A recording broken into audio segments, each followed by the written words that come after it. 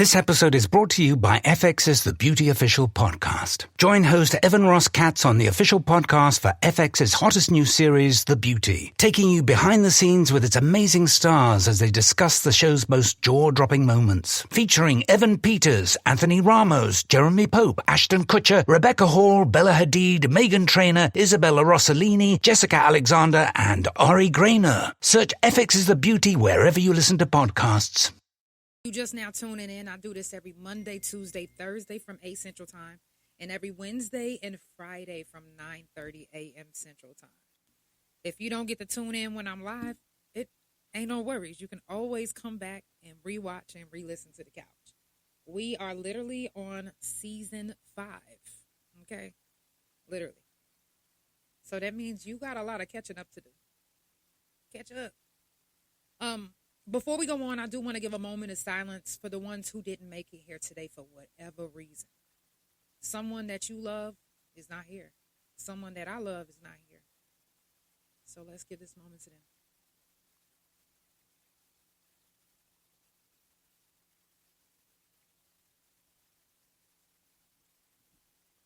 If you haven't already done so, make sure that you check on your friends, check on your strong people, check on anybody that you fuck with. If you know somebody that's locked up, make sure that you write them. If you know anybody that's in a hospital, make sure that you do your wellness check.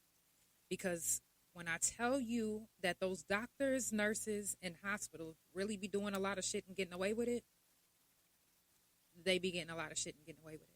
So in order to keep some of that down, we have to check on our friends and families that's in the hospitals that don't have anybody to sit up there and wait on them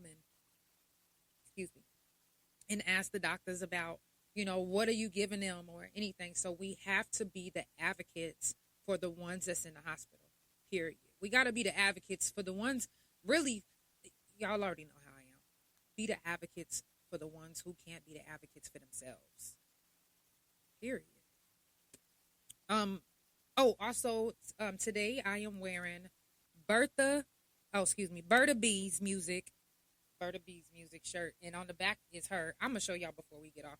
But remember, I told y'all, you send me your brand, I'm gonna wear your brand, and I'm gonna promote it the days that I'm on. So today I'm wearing Bertha B music. Make sure that y'all check out Bertha B music, streaming anywhere that you could download music. She is one hot ass artist, and listen, when I tell you, you would not be disappointed. She will put you in a vibe. Put you in a mood. I'm telling you, a good mood. So make sure that you check out Bertha B's music on all social media, in all streaming platforms. Okay. Also coming up on the couch, today is Swept Under. So if I do want to give a trigger warning, Denise, I love you. I do want to give a trigger warning for today's episode because it might rub some people the wrong way.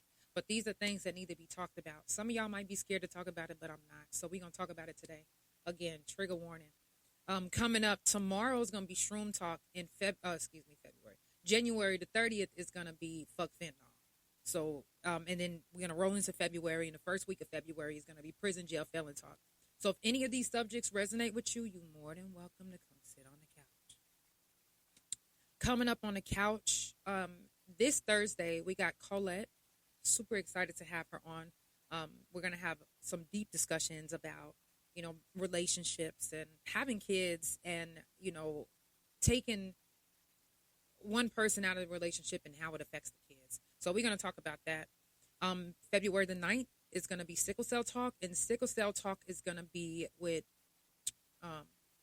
one of the NOLA girls. Now, if y'all don't know what the NOLA podcast is, the NOLA Girl podcast, y'all got to check them out on TikTok. I'm super excited to have her. For Sickle Cell Talk. She has sickle cell herself, so she's going to give you guys firsthand some of what it is or how you deal with and what you go through having sickle cell.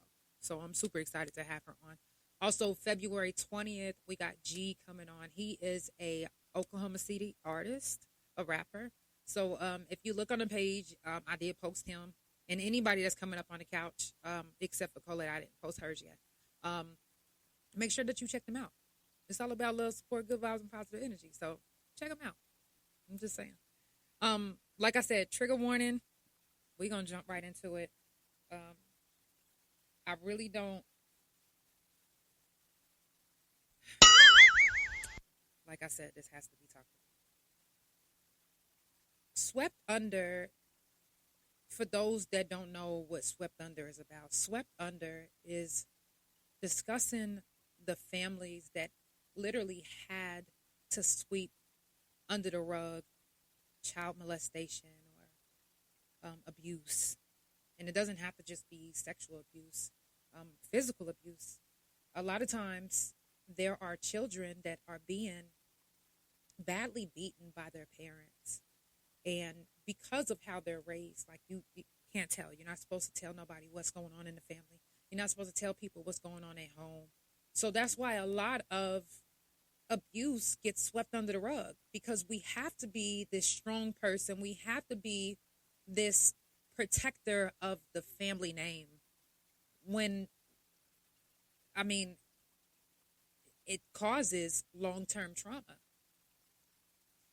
When you have trauma that you don't want to deal with, you build a defense mechanism, not even on purpose. Like, you literally don't even know that you're building a defense mechanism because you're a child. All you know is something bad just happened, and I don't want to think about it. As a kid, that's your thoughts. Those was my thoughts. I didn't want to think about it. So with me not wanting to think about it, in long term, fast forward, now I have trauma. Now I have flashbacks that just won't go away because I didn't deal with the trauma when it was happening. I was too busy building a defense mechanism, which, like I said, as a child, you don't really mean to build a defense mechanism. You're not taught how to deal with your emotions or how to deal with what it means to sweep under the rug family abuse, what it means to have to be silent when you're crying inside. They don't tell you that. They don't say, hey, protecting the family name is going to give you long-term trauma, flashbacks, and anxiety. Some of you don't even talk to your family right now to this day because your family will never understand the trauma and pain that they took you through. Because in their eyes, it literally wasn't anything that they took you through, except for they raised you the best that they could. And they don't take into account that, okay, this happened, you was abusing me and I had to, and you made me lie about it. So now I'm a liar. And you don't even believe me anymore. But you made me like this. You're the reason why I'm lying, because I had to lie to my teacher that my black eye came from someone that I fought in school or a boyfriend or a girlfriend. You know what I'm saying? And that's why a lot of children lie, because they're not supposed to tell about what's happening at home. They're supposed to take that broom and sweep it right on under the rug. Take their feelings and shove it right on down their throat. All the way down. Put those memories to the very back of their minds. To the point where they don't think about it, speak about it, or even remember about it until they're older and a flashback comes or a smell that brings up the memory. No one prepares you for the trauma or even the walls breaking down from the trauma. No one prepares you for that. Sweeping things under the rug. Listen, if we're really truly trying to break generational curses, it has to start with lifting that rug up and getting everything from under there. Just like they say, you can't really do certain things if you have a closet full of, bullshit. You have to clean your closet first before you do anything. Because if you don't clean your closet, then people are going to bring up what's in that closet. It's the same as your trauma that's under that rug from your family, because you had to sweep it under the rug of being abused sexually, physically. You literally have to lift it up and get rid of it. Otherwise, it's always going to haunt you and fuck you up. Period. I don't care if y'all see. I'm not trying to let TikTok see. That's it. We don't want to live our lives always having to think about the things that happen to us. Now that some of us are adults and growing up and learning about our trauma, now we're trying to address things. So that's why there's so many more people that are online expressing their trauma. That's why it's so many more people that's not afraid to say, hey, the pastor touched me. Hey, my dad touched me. Or, hey, they knew about this. And that's why it's more people that's not afraid. Because they're now trying to release their trauma. They're now trying to break those barriers, get rid of everything that used to haunt them and hurt them and hold them down. And that might mean lifting up that rug and getting everything from under there. A lot of times when there's something like any type of abuse that happens in a family, sometimes children react in different ways. Some might become overly sexual. Some of them might become not sexual at all. Some of them might turn gay. Like, literally, you can be the reason that your children are what they are going to be when they get older. So if you are steady trying to beat the gay out of them, they're going to be gay. I don't give a fuck what you think, what you say. Donnie McClurkin is still gay. So stop playing. I'm just saying.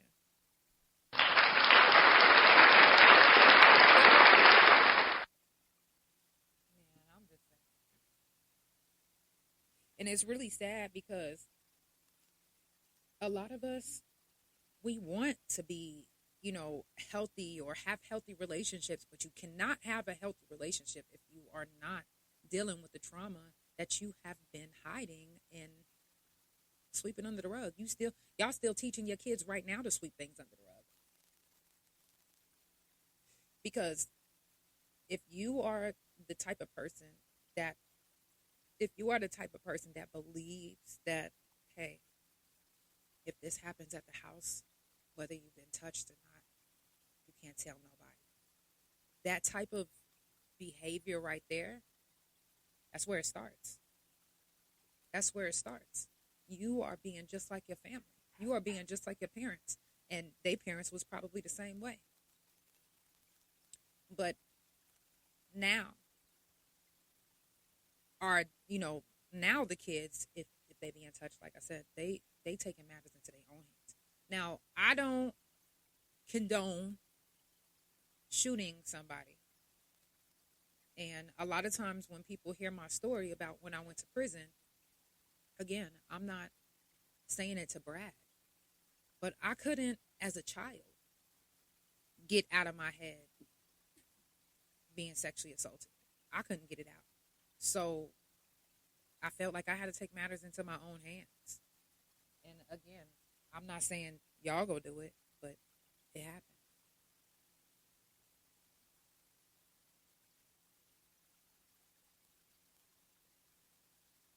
I had to hit that. Inappropriately touching your kids. Some of y'all don't think it's inappropriate to touch your kids by their private part. Thank you. But that's very fucking inappropriate, whether you playing or not. I remember growing up, and really, I didn't really realize until just recently that it was disgusting. Like, it was fucked up. But my mom used to, like, suck my neck to wake me up and, like, go like this, like, by my, like private area. And I used to, as a kid, I'm getting up like, okay, like, stop doing that. Like, thinking that it's funny as a child. But now that I'm older and I'm repeating it, I'm like, oh, whoa. That was some disgusting fucking shit. And it made me think about, like, damn, is that the reason why you you allowed yourself to not still talk to me after 3 years, like, because you knew you was wrong. Any parent that thinks it's appropriate to even kiss their children on the lips. I remember when I first got out of prison, my daddy tried to kiss me on my lips. I said, what the fuck? Whoa. He was like, you remember I used to do this when you were a child? Yeah, a child. Motherfucker, what is we doing? Don't do that shit again. And he didn't do it again. But I was like, wait a minute. I know y'all think it's okay to do that with your children, but I'm going to tell you, period, that's disgusting. I don't give a fuck how you look at it. Now, if you are over the age, I don't give a fuck. If you could talk, it shouldn't be no kissing. And a lot of these ladies, y'all suck a lot of dick. Like, and men, y'all suck a lot of pussy and eat ass. The nerve. It's disgusting. Like, don't even smooch your lips up looking like a booty hole. Don't you dare. So, and then I see a lot of posts, like, and sometimes I'm on people's live and I hear, yeah, my son is fine. Like, oh, y'all gotta, huh? My daughter is a baddie, like, and her ass is fat, titties on perky, like, huh? This is your children. Y'all have to start being careful with how you even speaking about your children. You could have said, no, you're right. They didn't have to say it like that. Yeah. Or that's my man. That's my boyfriend. Like, what the fuck are y'all thinking? It's not appropriate at all. And to me, it gives predatory vibes. It just like, ugh, what are we doing? I mean, you know, and like I said, some people grew up different and some religions are different. To me, the way the world is, just don't even do it. It's so much going on. Just don't even do it. Because the way the world views things anyway, they see you kissing on your little 13-year-old in the mouth, it's over with. I didn't even see that.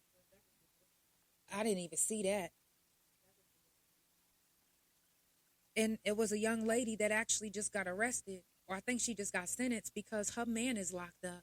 And she used to touch her daughter and send videos to him while he was in the pen.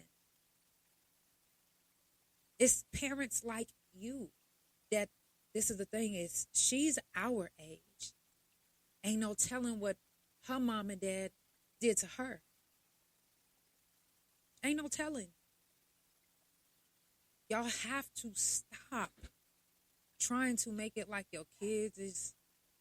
It's one thing to be cool with your kids, but to the point where you like, yeah, I just fucked this bitch and yeah, I just got some dick in. You literally telling them about your sex life, and that's not your equal in that way. No. Y'all have to stop doing that. Because a lot of these parents that are doing that, then now, years later, we hearing that they done touch their children or now their kids is traumatized because of what they did to them. Like, come on. It starts now. I know some of y'all don't want to be that person, but you ended up that person because of how you were done as a child, which that's no excuse. But get help. Kissing your children all in the mouth, talking about that's my boyfriend, that's my girlfriend, is inappropriate. It's too many families that are now being exposed because they've been touched.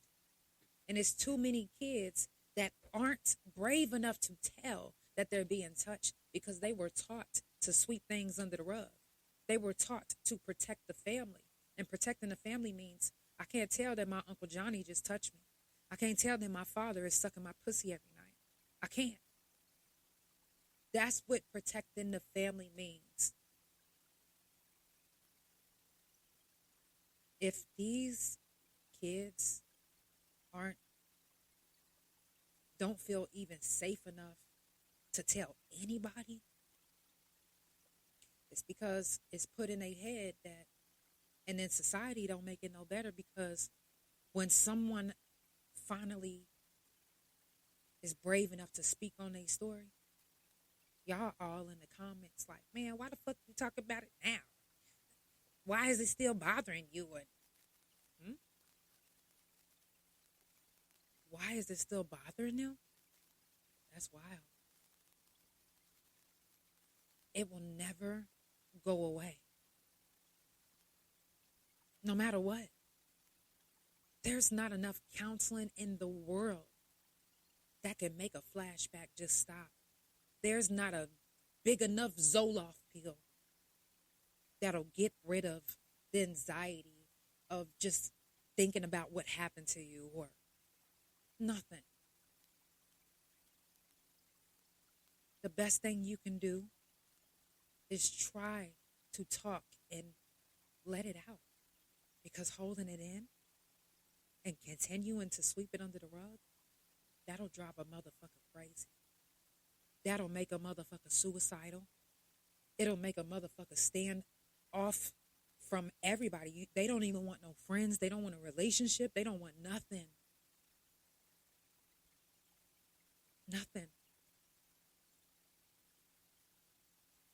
Y'all have to stop condemning people for speaking their truth. No one wants to keep in that they've been raped. They want to fucking scream every fucking time they think about it. Anytime they see their rapist just walking around, or because a lot of times anyone that was sexually assaulted by someone in their family or someone close to them, consequences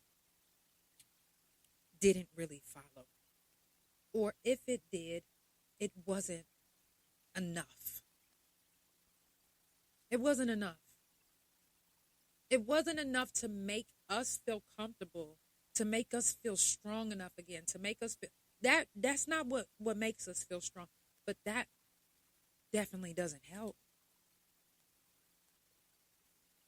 They don't make you feel comfortable when you get raped. They don't.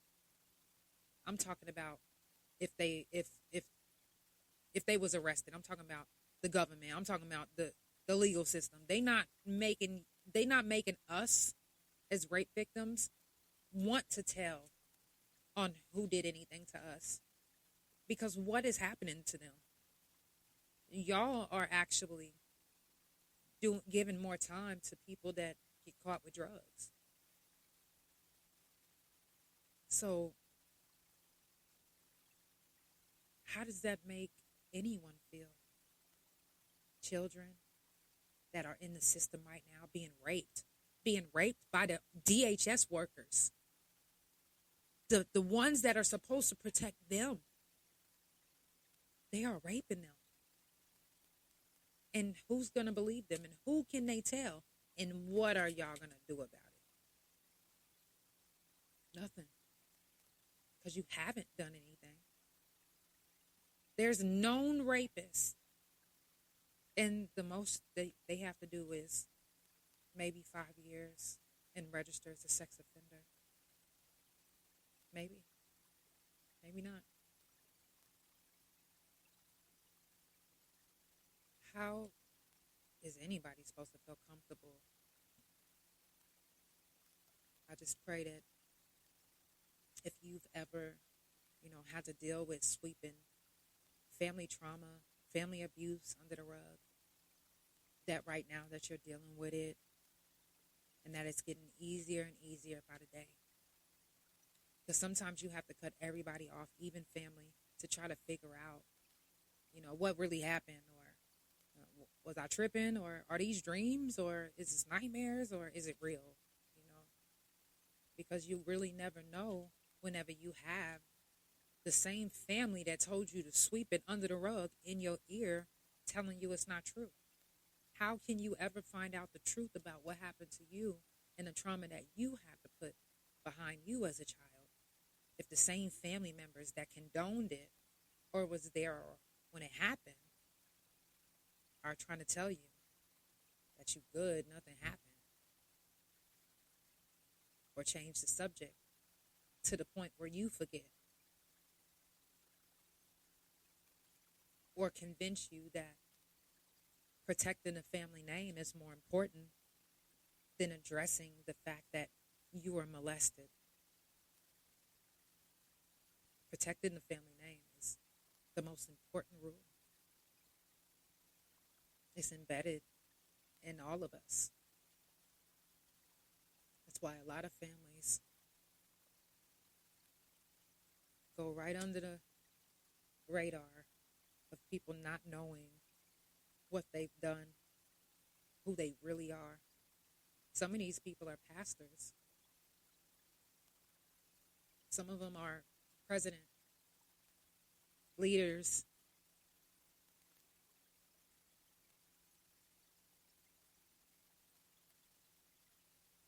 Swept under isn't to, bash anybody, hurt anybody's feelings. It's to make you guys aware that it's too much being swept under the rug and not being addressed. And I'm not going to wait until it's too late. And I hope that if you see this, that you don't wait until it's too late. No one should be touching you inappropriately. No one should make you feel like you cannot tell. No matter if you feel like you won't get results from the police, they need to be exposed. And you might even get street justice. You never know. You never know. Some people do. Some people is not going to just keep wanting to deal with the fact that they have these flashbacks. They're going to want to take matters into their own hands, especially whenever they see that there's no consequences for this person at all.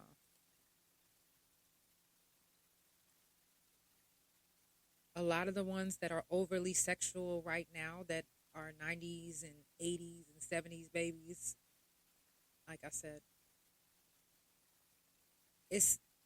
I'm not saying it's nothing wrong to be in your sexuality, but it comes a point where you have to find out what the root of that is.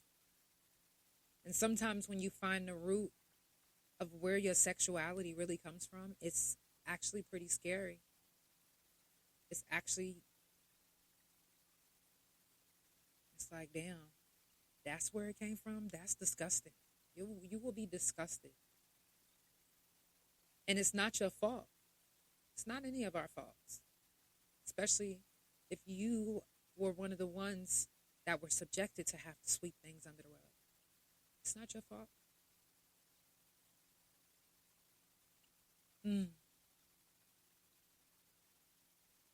Deal with your trauma as best as you can. Because you don't want to have hatred in your heart. You don't want to seem, I don't want to say it, you don't want to seem miserable, because it is miserable. Who's supposed to be happy when they keep having flashbacks of their rapists? Are you supposed to? No. Ain't nothing funny or happy about that. So, no more sweeping unless you clean your house. Period. The first step of dealing with your trauma is talking. And again, it's crazy because social media is something else. People will talk shit about you for speaking your truth. Don't let that deter you. Don't let that be the reason why you're still keeping a family secret. No. You don't have to keep no family secret, especially when it comes to sexual assault or any type of assault or abuse. Period. Swept under is talked about for a reason.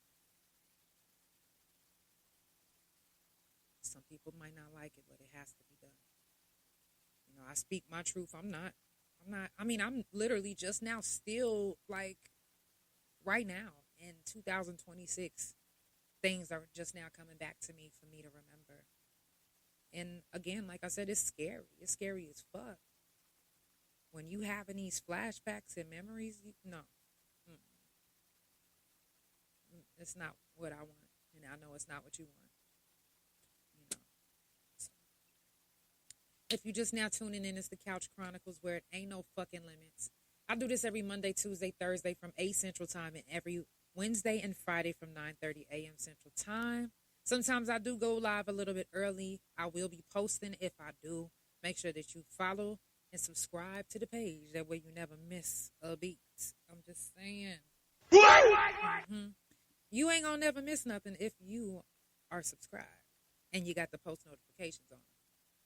Now, Swept Under, every other month I do it. It's something that, like I said, trigger warning. Something might be said that might make you have a flashback. And it's not to slander anyone, but it's to make y'all realize that this is what's still happening right now to this day, protecting family names. But you don't have to protect anything but yourself. Don't let your family make you believe that you being sexually assaulted or abused is something that needs to be swept under or not talked about. It's the Couch Chronicles, where it ain't no fucking limits. I'll see you guys tomorrow.